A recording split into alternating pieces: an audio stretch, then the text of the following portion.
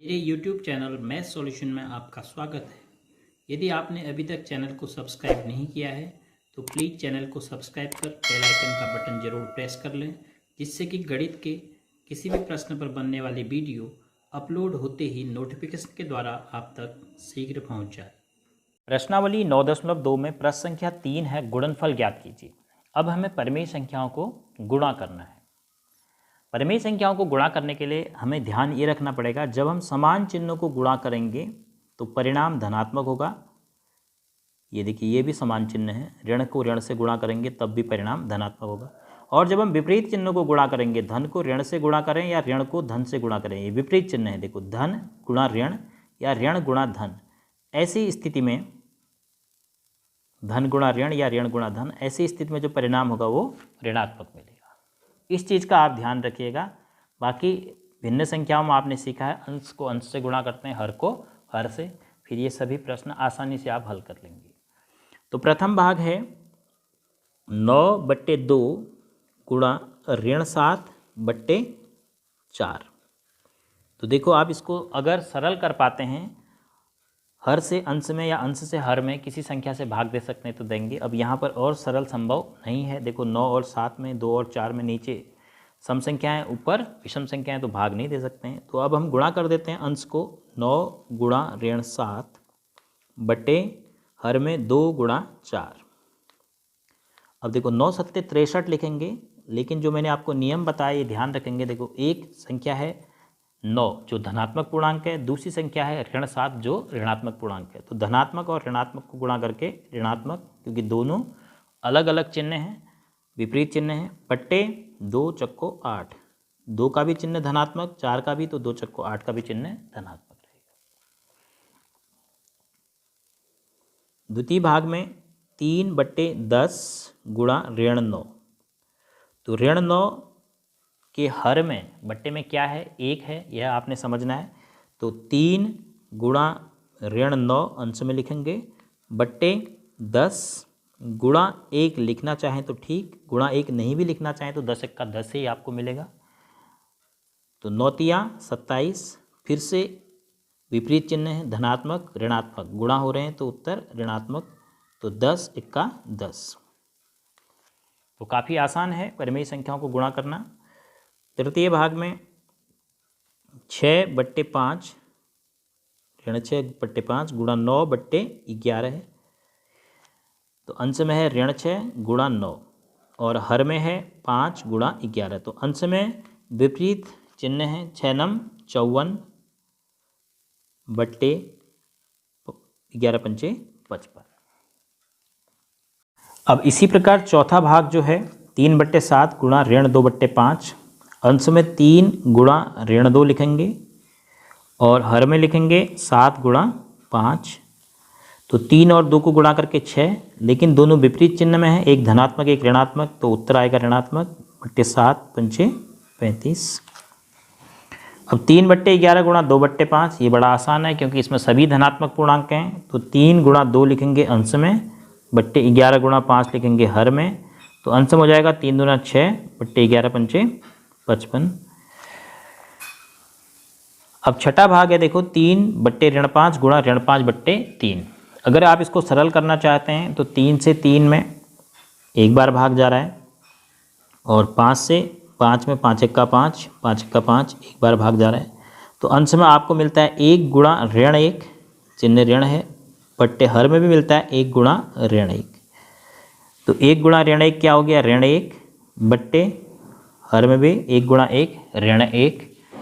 तो अब ऋण संख्या में ऋण संख्या का ही भाग है, अर्थात देखो ये कैसी परिमेय संख्या है जिसका अंश भी ऋणात्मक, जिसका हर भी ऋणात्मक। तो इसको हम क्या लिख सकते हैं, धनात्मक परिमेय संख्या 1, और इसके बट्टे में 1 हमने छिपा दिया। तो जब भी किसी परिमेय संख्या के अंश में भी और हर में भी आपको ऋणात्मक पूर्णांक मिलता है तो वह परिमेय संख्या धनात्मक होती है। अगर आपने परिमेय संख्याओं का गुणा सीख लिया तो प्रश्न संख्या 4 में परिमेय संख्याओं का जो हमें भाग करना है वो फिर काफ़ी आसान है, और उसमें बहुत सारे भाग हैं। कुछ भाग आपको बताए जाएंगे, कुछ आपके अभ्यास के लिए छोड़ दिए जाएंगे। तो प्रश्न संख्या 4 देखिए, प्रथम भाग है ऋण 4 भागा 2/3। अब आपको ये ध्यान रखना है कि जिस परिमेय संख्या से आप भाग दे रहे हैं मान उतना ही आता है भाग देने पर। यदि भाग की जगह आप गुणा करें और परिमेय संख्या के व्युत्क्रम, परिमेय संख्या का गुणात्मक प्रतिलोम यानी 3/2 से इसको गुणा कर दें, तो ऋण 4 को 2/3 से भाग देने पर वही आंसर आएगा ऋण 4 को 3/2 से गुणा करने पर जो आंसर आता है। तो अब यहाँ पर आप 2 से काट सकते हैं, 2 1 का 2, 2 दूना 4, तो अंश में आपको मिला ऋण 2 गुणा 3 और हर में केवल 1, तो ऋण 3 दूना ऋण 6 और बट्टे 1 हमने छोड़ दिया, तो उत्तर आ गया ऋण 6।